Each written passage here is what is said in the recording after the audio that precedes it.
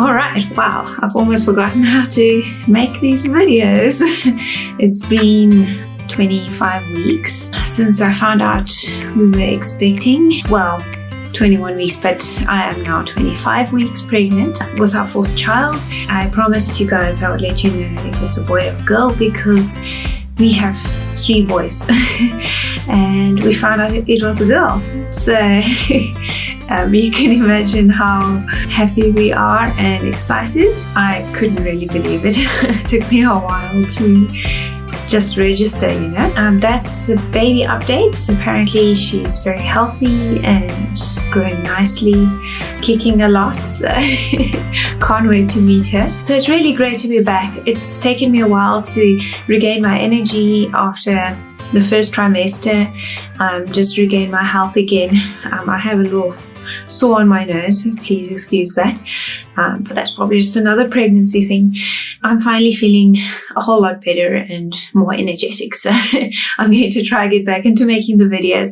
I have made a post on my blog about my experience of being pregnant and how it affects the marriage, and something special that the Lord shared with me during that time, because it was quite hard. Yeah, if any of you are struggling with really feeling sick and not coping and all the guilt and everything that comes with it, I'll go read the article that I posted on my blog. The link is in my description box, and hopefully you'll be encouraged as I was. So today I thought I would talk about what a real Christ-like love is in a marriage, from the wife's side, obviously. Actually being really honest with ourselves about how much we love our husbands. When I say love, in the Christian context, that means what do you do? What are you willing to do for him? Because that really is the measure of your love for your husband. It's a topic on my mind because I suppose I've had a lot of time to think back on our marriage and how far we've come. We're in our 8th year now, but being pregnant for the 4th time really tested me in new ways again, because it just brings in some new challenges. Even though it's the 4th time, it was physically difficult. I was feeling very sick. It just really makes everything so much harder. So I want us to dive into that, and I want to share with you how the Lord is showing me what a really deep love is for your husband. Really making the distinction between feeling good towards your husband because he treats you nicely, and really loving him despite how you feel.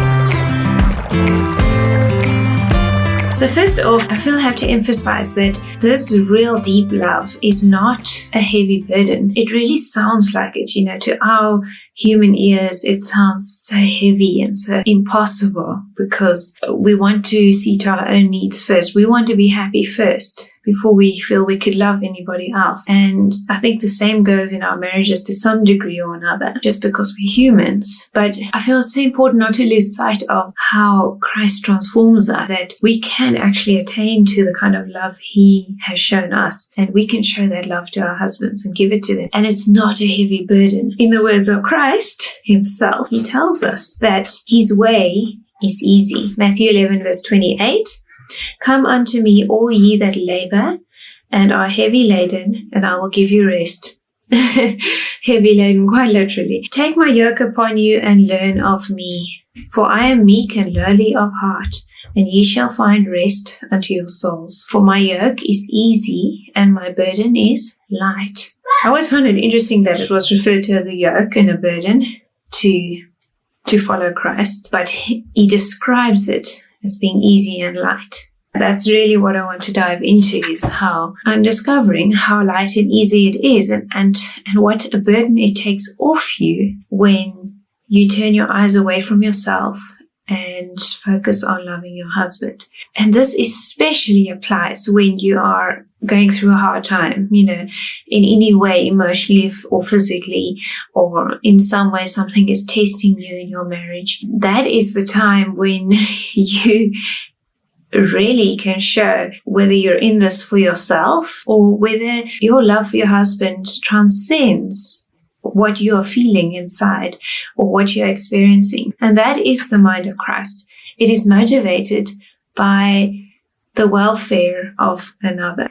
What Christ did was to lay himself down out of love for us. So it cost him everything because of his love for us. He did it. And I don't think any of us can truly understand that kind of love until we have received it from him and then are able to give it back to others. Yeah, I'm really talking about the love that when you are suffering, you still love. When I think back on, the early stages of our relationship before we were married and we were both teenagers, I was just so obsessed with the idea of being loved by somebody that I seldom went as far as to think, how much do I love him? When you're so absorbed with you and what you can get out of the relationship, you cannot truly love that person in a Christ-like way. This love needs to be outside you.